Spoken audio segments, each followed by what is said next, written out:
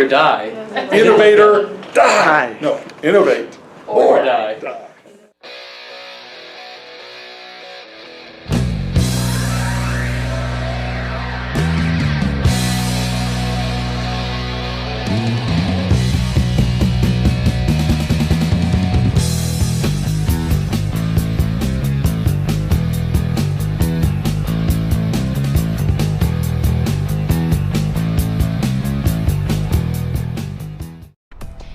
Here we are at Moxtek, a company located in Orem, Utah. This company is focused on quality and precision as they work to innovate their nano-optical and X-ray components.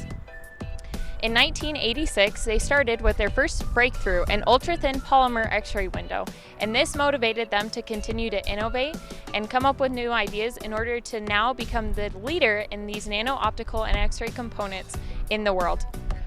We are going to be interviewing one of the engineer managers, Brian Bowers. So let's go ahead and look what he has to say.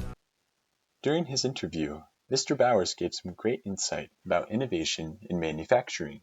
We categorized them into general principles, importance of data, and how it applies to Moxtek.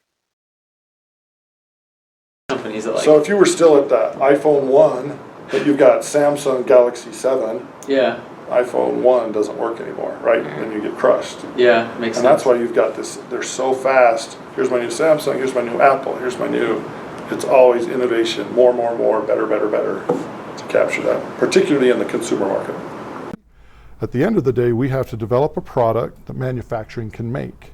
So that there's two aspects to it, right?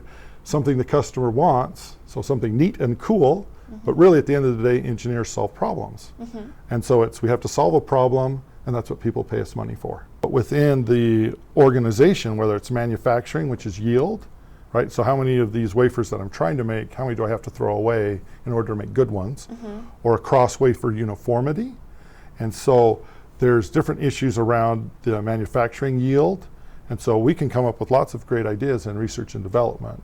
But part of that development is creating a product that can be manufactured in high volume. And so there's a lot of problems around that. Data rules everything.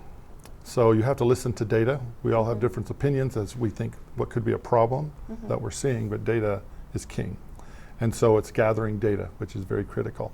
And so number one, it's making sure you can gather data that can help answer your problem. There are problems that we can't get data around, which you can't solve basically. But typically it will mean you're going to run some more experiments, a design of experiments looking at different variables, and then gathering that data. And that could be at different steps, and it could be multiple experiments that you're running as you're trying to solve that specific problem, whether it's yield, as I mentioned before, or across uniformity across a wafer.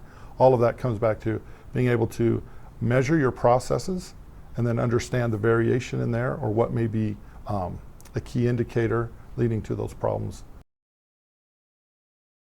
And so for the last 25 years or so that they've been making optics polarizers, there have been great improvements in technology as far as tools. And so, you know, we've talked about how small our geometries are. I'm talking about nanometers, right? I'm talking about 10 atoms stacked on top of each other to get you 2 nanometers. And so as you start looking at these films and how thin they are, the tools have progressed because all of our structures are sub-wavelength. So visible light is about 400 to 650 nanometers or 700 nanometers. That's the wavelength of visible light that your eyeball can see. And so all of my structures have to be sub-wavelength, meaning I have to be smaller than that. So most of I make a wire grid, and so now I'm talking about something that's maybe 100 nanometers tall, and then there's a space of 100 nanometers, and I have another 100 nanometers. And so there's little wires, they're nano wires. And so as I try to make a better product, I make them smaller and skinnier and closer together.